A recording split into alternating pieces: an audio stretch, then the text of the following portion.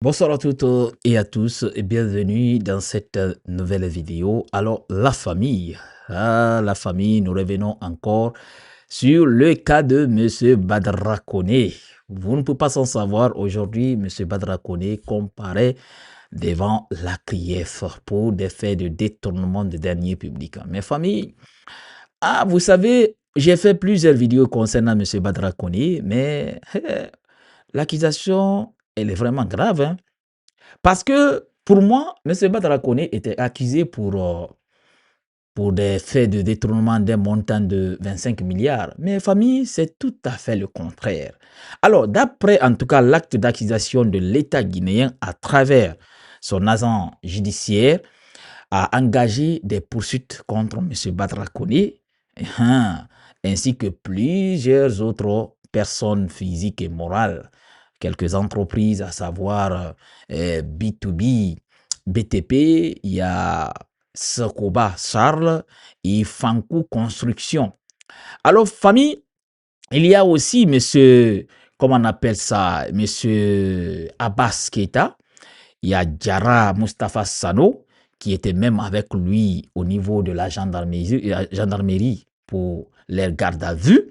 Il y a monsieur Sarah Makdissi, je ne sais pas, Mohamed, lui il est arabe.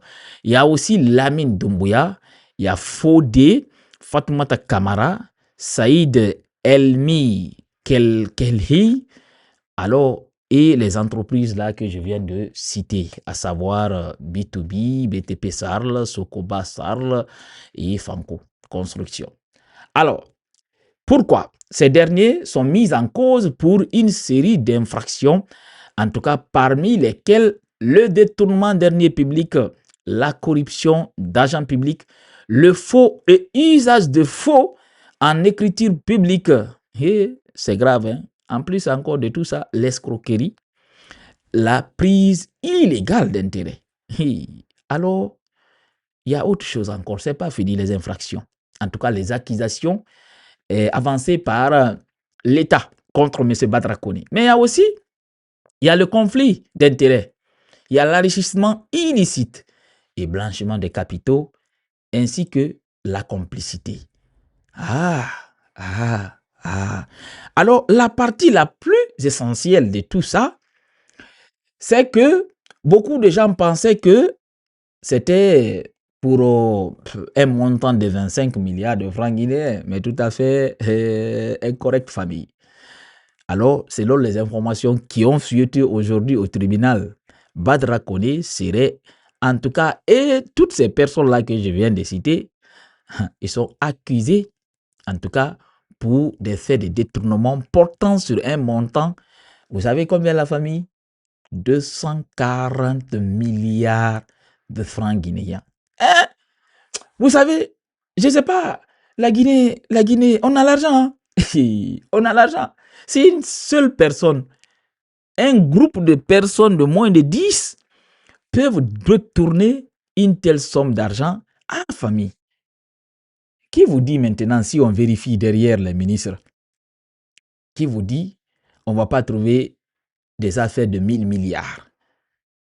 En tout cas, un petit maire d'une commune m'attend. Et ses complices ont pu, en tout cas, faire faufiler 240 milliards. Alors, qui vous dit les ministres? Si on dit maintenant les ministres, ou bien gouvernorat, alors, M. Badra Koné, là c'est très grave. Là c'est très, très grave.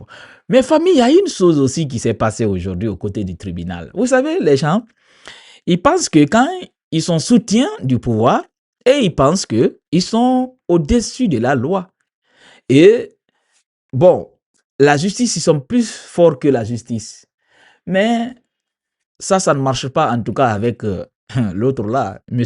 Alphonse Charles Wright, qui est le procureur spécial de la CRIEF. Et il l'a fait savoir à M. Badra Koné. Même si vous êtes soutien, ou bien vous êtes quoi, vous êtes candidat, je ne sais pas à quoi et quoi là, pour GMD, ou bien de qui, nous on s'en fiche de ça. Tu dois répondre de tes actes. Où est passé notre 240 milliards? Où est passé ce montant? Où vous avez envoyé ce montant, toi et tes complices? Ces 240 milliards, ça peut faire l'avenir de combien de jeunes Guinéens? Ça peut créer combien d'écoles? Ça peut équiper combien de dispensaires ou bien de centres de santé ou même les hôpitaux publics qui manquent de beaucoup de choses. Ou bien même dans ta commune, Matan, tu peux réaliser un grand projet qui serait en tout cas bénéfique pour toute la population de ta commune. Mais si on met l'argent à votre disposition, vous prenez l'argent là, vous faites ce que vous voulez avec. Et en plus de ça, vous sortez ici dans les médias, crier, dire de n'importe quoi. Et pourtant, vous savez que vous avez de cadavres dans vos placards. Alors, famille, partagez s'il vous plaît cette petite vidéo. D'abord, avant de vous faire passer le message de Charles Wright, likez, commentez. N'oubliez pas de vous abonner. Si vous n'êtes toujours pas encore abonné à cette chaîne, activez la cloche de notification pour ne rater aucune de nos prochaines vidéos. Alors, c'était tendu et il y a eu même des accrochages au tribunal et ça a fallu même la suspension de l'audience. Je ne sais pas s'ils ont repris, mais l'audience était suspendue pour l'instant parce qu'il y a eu, selon les informations, accrochage entre l'avocat de l'État et l'avocat de monsieur accusé Badra Koné.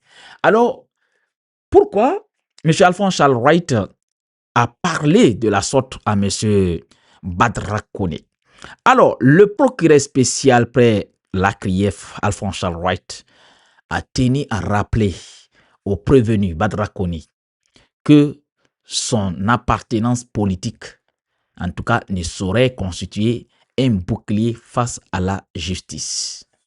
Ah, bravo Alphonse Charles Wright. Bravo au procureur spécial de la CRIEF. Voilà, c'était vraiment la réponse c'était la réponse, comment je vais dire ça? C'était en tout cas la réponse adéquate à à l'accusé. C'est ça, il fallait vraiment dire. Alors, l'empereur des poursuites a insisté sur l'obligation pour tout citoyen, quelle que soit sa position ou son engagement, de répondre de ses actes devant la loi. Alphonse Charles, pardon, monsieur le procureur, Alphonse Charles Wright, il continue. Il dit, on ne peut pas, on ne se sert pas d'un parti politique pour échapper à ses responsabilités. Je suis du GMD. Ça, c'est votre engagement politique. A-t-il fait savoir à monsieur détourneur de 240 milliards de francs guinéens? S'il est du GMD, ça c'est son problème. Ça n'engage que lui. Lui, Alphonse Charles Wright, ce n'est pas son problème. Que ça soit clair pour M. Badra Koné. Tu es du GMD. Tu es du soutien de Mamadi. Nous, on s'en fiche de ça. Ça, c'est ton engagement politique, comme l'a rappelé M. Alphonse Charles Wright. Vous savez, c'est comme ça. Les gens, ils se servent. Voilà, ils se servent des partis politiques pour échapper à la justice. Ils se servent comme soutien du pouvoir en place pour échapper à certaines choses. Mais quand même, ça peut passer avec d'autres juridictions qui n'est pas la CRIEF. Parce que sincèrement, moi, jusqu'à preuve de contraire, je fais confiance à M. Charles Wright. Je sais, si on le laisse travailler, il va faire le nettoyage. Il va vraiment frapper, et n'importe où il doit frapper, il va le faire. Même si c'est le camp des soutiens du GMD, il va frapper. Et c'est ça, normalement, l'indépendance de la justice. Alors, Charles Wright n'a pas fini, famille. Il a ajouté aussi, il dit, votre engagement politique ne saurait vous soustraire à la justice. Même si vous êtes le président de l'institution parlementaire en devenir, vous serez poursuivi jusqu'au dernier retranchement si les faits sont avérés. C'était, je vous dis, Eh, je voulais voir Charles White dire ça. Le monsieur que je connais là, quand il parle, même si Badra Kone lui-même, ça va bouillonner à l'intérieur de lui. La colère va augmenter. Parce que vous savez tous la façon dont le monsieur la parle. Il ne parle même pas doucement. S'il veut, il ne va même pas utiliser le micro. Toute la salle va l'entendre. Alors, la partie là, c'est la partie qui me plaît de plus. Et dit, votre engagement politique, je répète encore, ne saurait vous soustraire à la justice. Alors, Alphonse Chalouane continue. Il dit, même si vous êtes le président de l'institution parlementaire en devenir, ça veut dire, c'est le problème de Badra Kone. Même si il va être le président de l'Assemblée qui va être constituée, alors, M. Badra Kone, vous serez poursuivi jusqu'au dernier retranchement. Si les faits sont avérés, il a conclu par ça, si les faits sont avérés. Et pourtant, les faits seront avérés parce que, M. Badra Kone. Et quand je vois des fainéants qui manifestent pour dire qu'il faut libérer Badra Kone, ça et ça, parce qu'ils ont reçu 10 000, 50 000 pour, pour manifester afin que Badra Kone soit en tout cas libéré. Vous vous fatiguez, vous vous fatiguez. Personne n'est au-dessus de la loi dans ce pays. On est tous égaux devant la loi. Si on, en tout cas, on est à l'infraction, on doit répondre de nos actes. Voilà, personne ne peut se soustraire. Même si, même votre président de délégation spéciale, voilà, je répète encore, président de délégation spéciale, ce n'est pas quelqu'un qui a voté pour lui. Hein. Voilà, c'est Mamadi qui l'a nommé là-bas. Ce n'est pas quelqu'un qui a voté pour lui. Il faut que les gens comprennent ça. S'il arrive à remporter maintenant les prochaines élections, là, on peut parler que c'est un élu, voilà, de la commune de Matan. Mais non, non, non, non. Pour l'instant, il a été choisi. Il n'a pas été élu. Il faut que ça soit clair pour tout le monde. Alors, pour terminer, il faut aussi que je vous dis ici dans cette petite vidéo, les avocats de M. Badra Kone avaient introduit sa libération, avaient demandé sa libération et le tribunal a rejeté cette demande aussi. Ce qui veut dire que M. Badra Kone, bon, il va se retourner à l'hôtel 5 étoiles de Koronti. La maison centrale, pour les gens qui ne savent pas, c'est la maison centrale qui est l'hôtel 5 étoiles. Alors famille, c'est cette petite actualité que j'ai vraiment voulu partager avec vous. J'espère que ça va vraiment vous plaire. Alors partagez-la au maximum. On se reprend très bientôt pour le décryptage d'une nouvelle autre actualité. Allez, portez-vous bien.